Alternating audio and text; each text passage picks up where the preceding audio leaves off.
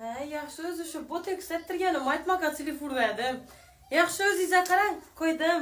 Xo'p, jonim, sen ham o'zing ehtiyotligini gaplashamiz, a? Bo'pti, salom bo'l.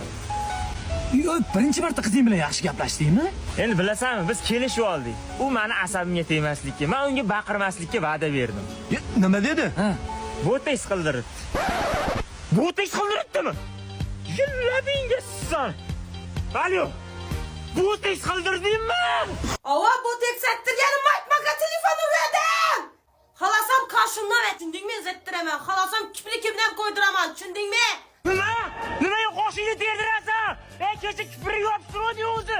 Tabiiy nimadir yo'qoldimi sen o'zi? Xudoga shukr, merim tabiiy. Agar yoqmasam bar tabiiy qilsa bilan yura. Nimaga Mersda yuribsan? Kimga Mers u? Men senga Matizda yur deganmanmi? Mersda yurmayman, boshqa narsada yurmayman, Matizda yurmayman, o'zim bilaman, tushundingmi? Tema mashina bir ko'pmasa ya meni xotining. Doim shu bolani o'rtog'im deysan. O'rtog'im bilan quchoqlashib rasmga tushasanmi? Esli cho'manda o'rtog' bor.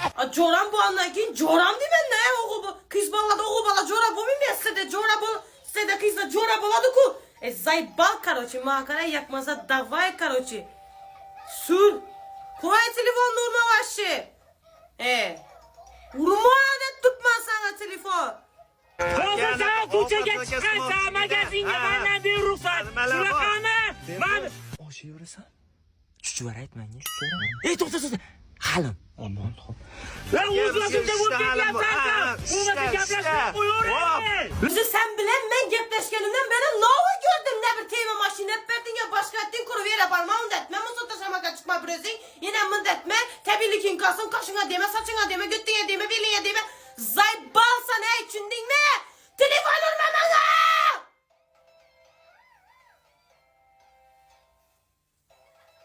Qizlar ham biladi o'yin rollarni, to'g'rimi? Bang.